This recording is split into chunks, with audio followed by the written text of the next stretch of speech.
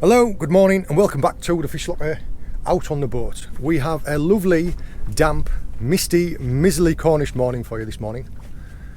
But we're not going to let that stop us. People who have watched some of my other videos will know that when I purchased a new boat, I kitted it out with new electronics. Today I am joined by two folks from Garmin. And what they're going to do is, possibly there are some different pieces of kit that would allow me to make better videos. The unit at the moment, although I really like the one that I've got, it doesn't allow me to record from the unit. This one does. So what I'm hoping to do is get little bits of footage. I'll put it in here now. This is LiveScope footage of a shoal of fish below the boat and above a wreck on the seabed. Footage like that will improve the videos. I've not used this kit before. It was just befitted last night. This is the first time out with it, so we'll see how it goes. It could be good, it could be bad. I will take you along for the journey. Hopefully we'll find some fish along the way. First order of the day though is to try and find some bait. Let's go. I think the problem we're going to have today is going to be the miserly rain, because it's every 10 seconds and the lens needs drying off again. Just come out to an area of reef. You can probably hear the fog on in the background. We've got at the moment about 200 metres of visibility, and all I'm doing is we're trying to catch some bait. Now hopefully what I've managed to do is I've managed to record what the LiveScope was seeing, where I dropped my sabikis over the side to catch some mackerel. You can hear them in the live bait tank there. Managed to pick up 3 brilliant mackerel at the moment. We'll carry on trying to find bait here for another 10 or 15 minutes, and then we're going to run offshore. In the centre on the right you can see some fish free swimming. As soon as my sabikis drop in from the centre at the top, you can see the fish head straight for them.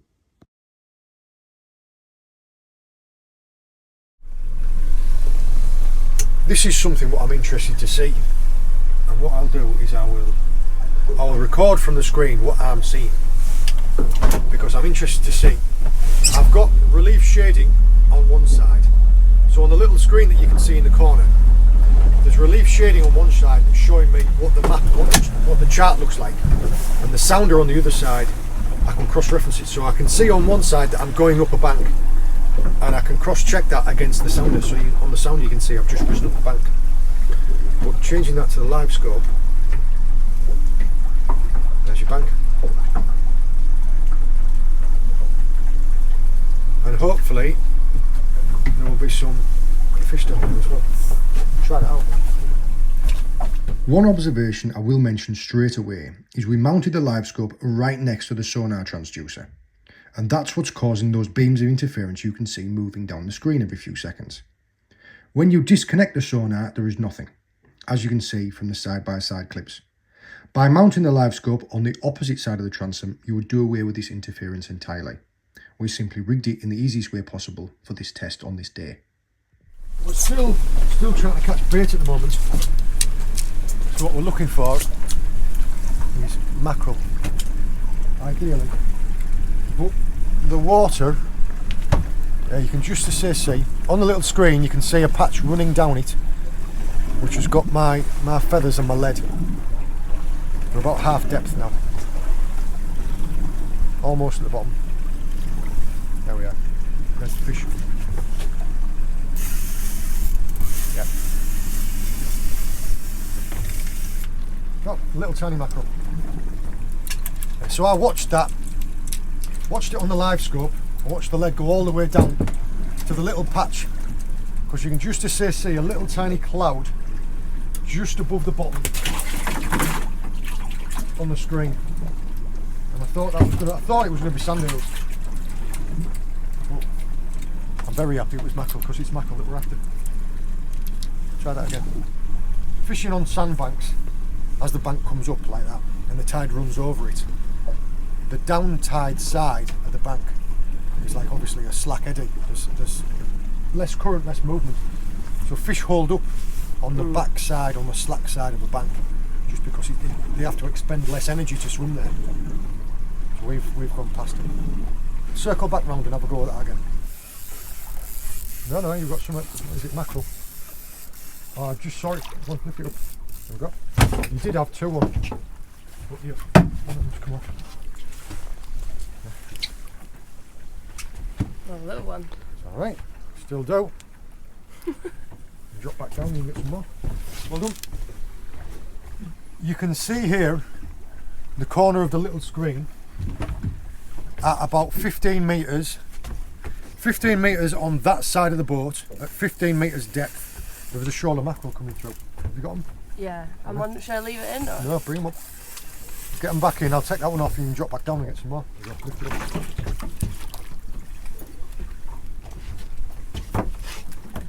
Cool. It's a good one, that. That's a good one, that one. Ah, my finger. Oh. Well, drop back down and get them again. They are just smack bang below the boat at about 20 metres.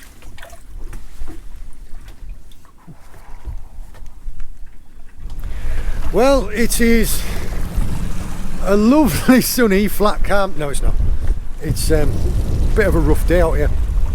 We have just come over onto, we're on our way out to the sharking grounds, and I've just come over a wreck to have a little bit of a look, and we're seeing something on the sounder.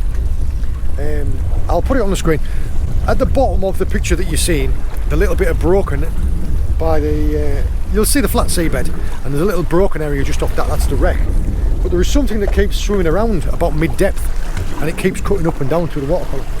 I'm not entirely sure what it is right now. I think it might be a shark. So what I'm going to do is I was going to run off for another mile. Instead, I'm going to put the chum bags out now and put the baits out, see if we can't find something. Yeah, that was interesting. Usually the older LiveScope that I was working on wouldn't have worked in this depth. We're in 84 metres of water.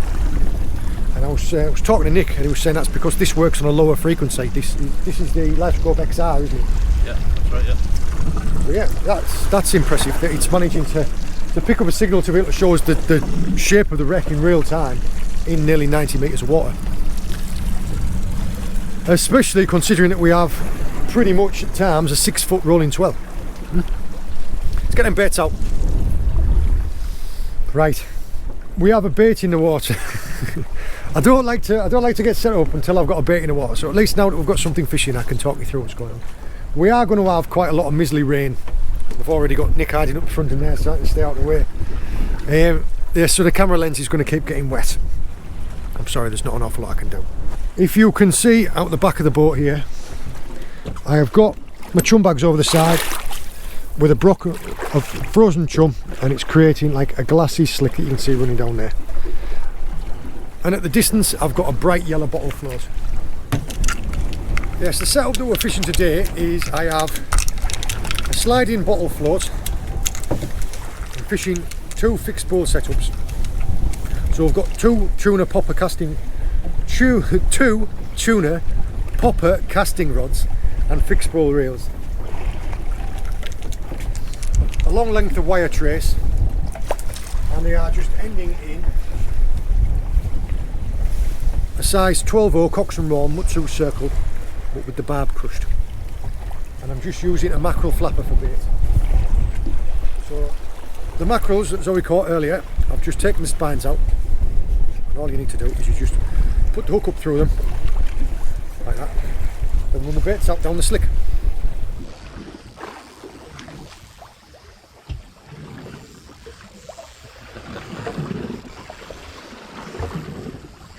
It's one of them days today. Yep. There's your slick. Got your baits out here. And Zoe is catching tea by the looks of things. Another nice whiting. Yep. Very nice whiting. We're just watching the fish coming up on the sounder on the LiveScope at the same time that Zoe's bringing them up. The target you can see moving up is the fish, the rig and the weight. The interesting thing for me is when it reaches around 10 metres, the fish release the trapped air that's in their swim bladders, and you can see the trail of bubbles moving up to the boat. Doing a great job catching some whiting. It's good because I can't catch as any sharks. That is a nice one. That's a lovely one for a fillet. That wasn't coming off, was it?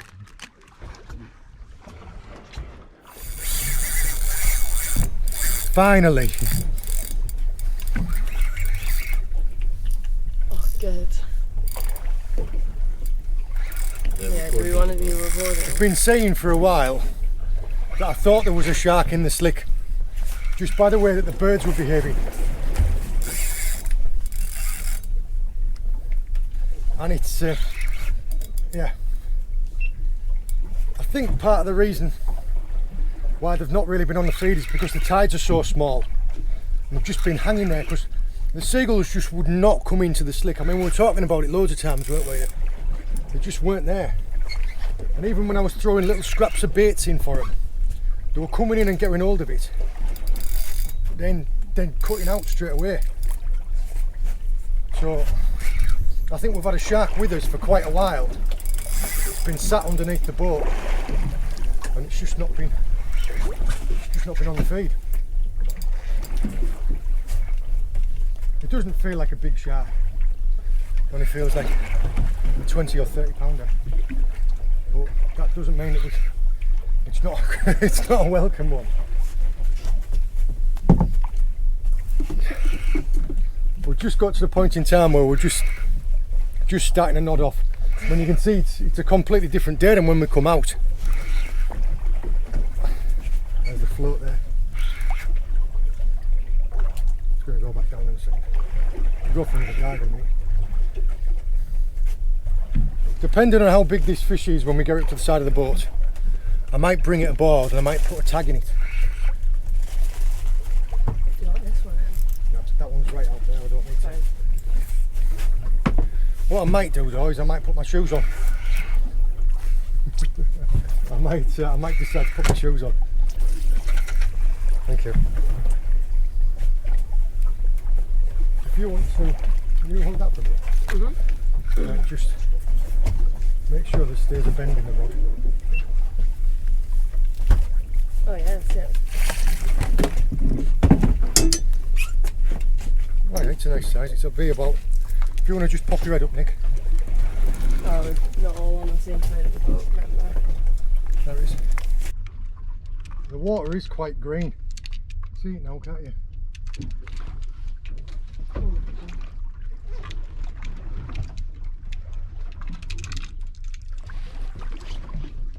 I said when you saw it, it would be blue, didn't I? You don't quite. Yeah, it's very blue. Picture it until you see him. No, I don't think he's. I think he's almost beat. So what I want to do? See if I've got all my tagging stuff up. Yes, I have. I am going to bring this fish aboard and I'm going to tag it. I need to make sure it's properly tired out when I do that. If they're too big, well, this is a subject, I've spoke about it briefly, but sharks haven't got any bones. They're all cartilage. And they're used to the support of the water supporting their vital organs.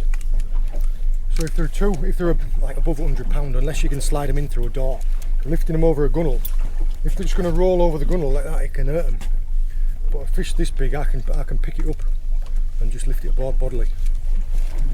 So what I will ask you to do is just to hold this rod for a second. There you go. So do that drag? Yeah, if you can back the rod off a little bit.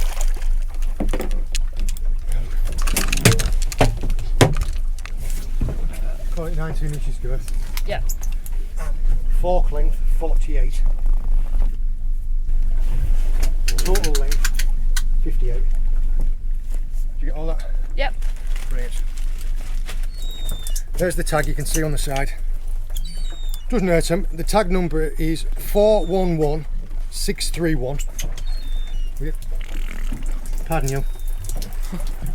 Yeah, they're an incredible creature. You want to just watch this? We'll just slip it back. You ready? There you go. There it is. Brilliant. And tags like that, that's for NOAA. That is, where are the tapos? That's NOAA, the Shark Cooperative Trust.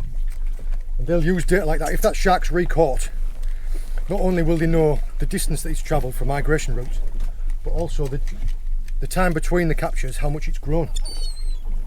So it is important for us. Sorry, I'm On a bit of a twist now. Drum bag back over. Yes. Right, I'll get myself all sorted. I managed to escape that one without any shark rash. Just through skins like sandpaper. First one out of the way. You'll go next. Now that you've seen how it's done. Ooh. To say I'm relieved that we've got one is an understatement. Yeah, it was nice. I've been trying to promise folks, I was like, they are here, honest. What's that there? Oh, it's just a bit of wood, is it floating or something? Yeah. I knew we had good baits, I knew we were in the right area, and I knew that we had a good chum slick, but they're not that on the feed. What we were hoping to see was this different model of LiveScope. It's for, you say it's predominantly for, because it's low frequency and a high power, it's better for deeper water. Yeah, that's the whole idea of it, you know, for coastal offshore sea fishing. We're in 90 metres of water at the moment, and we're getting a good feed of the bottom, which with the kit that I had before, you couldn't do that. What we were hoping to do was we were hoping to bring the shark underneath the boat and see it and be able to record it on the LiveScope, but I don't think we managed it. If I manage to get any footage of it, I'll put it into the video. But yeah, it's good to get the first one out of the way. We just need to find a bigger one now. Yeah, what have we had? We've had common dolphins, resource dolphins, a minke whale, a blue shark, a massive seal. The seal was really interesting. We were busy catching bait and we were looking on the screen, and I said there's something there coming up, and you could see it on the bottom. It was a big target. We're in 40 metres of water, so you knew when you had a decent sized target that it was something big, and it was just coming up and up and up and up towards the boat. We're like, what's that? And then all of a sudden it popped up round the back, and it was like bigger than me and you, wasn't it? Yeah. Bigger. Yeah, that was incredible. So some of the footage we've had today has been amazing. It's been fascinating for me. I've yet to use it an awful lot in shallow water, like up the creeks and up the estuaries in less than 10 metres of water. But we might get a chance of doing some of that when we go back in now. We will give this, we're on pretty much on slack water, which is why that shark didn't fight hard. Well, didn't fight half as hard as I thought it was going to do. We're going to give it a couple more hours because we've got a good chum slick going. Hopefully we'll be able to pull out a couple more fish, and then we're going to go and test out a couple of wrecks and a bit of reef, and see if we can't get some more footage for the LiveScope. I could have possibly made a piece of camera about this. You might notice at the back there we have a pair of bananas that are now floating away into the distance. Turned straight round and had a look in these guys' pack out, and there was a pair of bananas. So yeah, anybody that's a fisherman will understand the importance of that. Bananas are incredibly bad luck. We were sabotaged. Come on, take it again.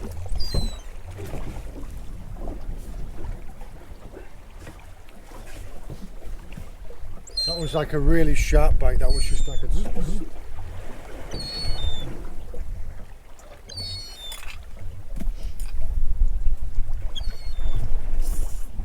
Just like before, we'd had some of the fulmars that you can see just at the side of the boat here. There. Oh, go on, take it under. Got it.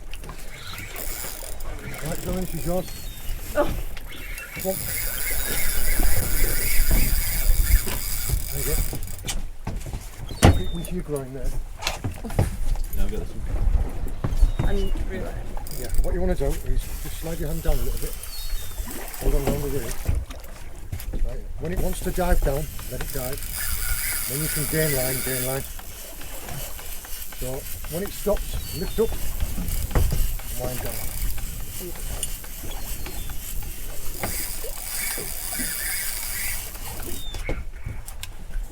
If it wants to dive, you aren't going to stop it, so just let it. Yeah. So come towards the side of the boat. It might be easier if you brace yourself against the side of the boat.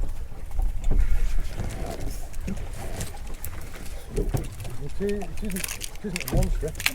I'm fine with that. It's still a blue shark. Well, I'll give you that. This one is a little one. I'll take this one aboard and I'll tag this one as well. It's alright, keep going. It might go for another dive. In which Because if it does, just let it. You can't wind any higher than that now. Oh, right, yeah. You're at the wire trace. The little ones can sometimes be a bit of a pain to deal with because they come to the boat before they're properly tired. Like this one here, when I try and pick this one up, Yeah, I see what you mean. it's going to go crazy.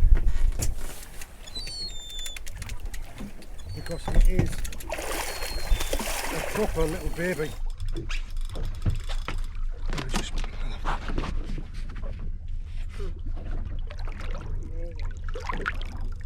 Perfect size to bring aboard.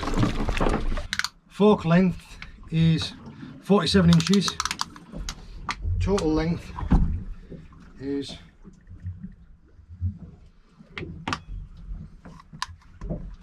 58. 16 inches girth. Cool. This is Zoe's tagged shark. I'll just take that off for a minute. If you just watch that rod up there, just in case it tears off. There you go.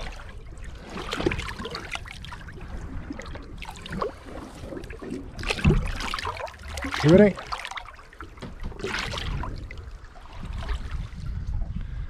There it goes.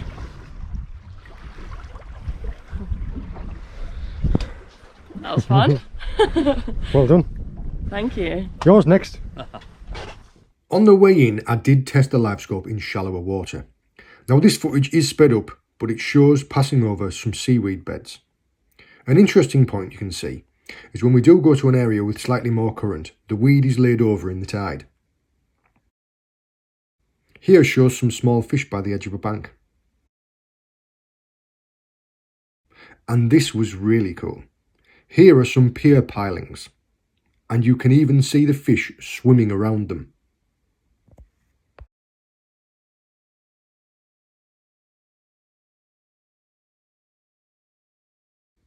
Moving into slightly deeper water, I cross-referenced the relief shading with the LiveScope over a wreck in around 20 metres of water. Now this wreck did have some crab pots shot on it. On the LiveScope screen on the right, you can even see the rope leading from the surface down to the seabed. Being able to see the wreck structure like this is fascinating. You can even see one or two little fish in amongst there if you look closely. And there's that rope again. So in times past, when I've been doing wrecking videos and I've said to people that there's fishing gear shot on this wreck, this is one of the ways that you can see it. Right, that is it. We've come to the end of today's session. One of the things that I find it's been amazing, I've been fascinated by it all day, is how I can mirror what's happening on the LiveScope onto my phone. So not only could I control it from my phone and change the different screens to the different presets, but also I can record it. So hopefully there's been some really interesting things put into the video that I can now record off that unit. I mean, what have we? The things that we've seen today, I don't know whether or not we got the minke whale on camera because it was too quick. We were in awe of it when it came up. We had dolphins, Risso's dolphins, seals, whales. We did manage to get a couple of blue sharks out. I was very, very happy with that. I put a bit of pressure on myself there. I don't know how many species of fish we had either. We probably had half a dozen species of fish. The things I learnt about the unit, it's XR. Yep. XR, extended range. Being able to see the wrecks in that depth of water was incredible. It was far more detail, loads more detail than just your normal sonar. So thank you very much, Nick and Zoe. Zoe has managed to catch herself some tea in there. She's got a fry going on. I hope you enjoyed joining us. Sorry, I should have asked, is there anything else that you want to say? No, thank you very much for having us. It's been a great day. We've seen some amazing things and it's been fantastic to try it all out in anger. Yeah, it's been really helpful for me because rather than just having to go through each bit by bit and figure it out, rather than reading the instructions, doing it proper man style, I've had someone who knows what they're doing showing me how to use it. I hope you've enjoyed joining us. All the very best. We'll see you later.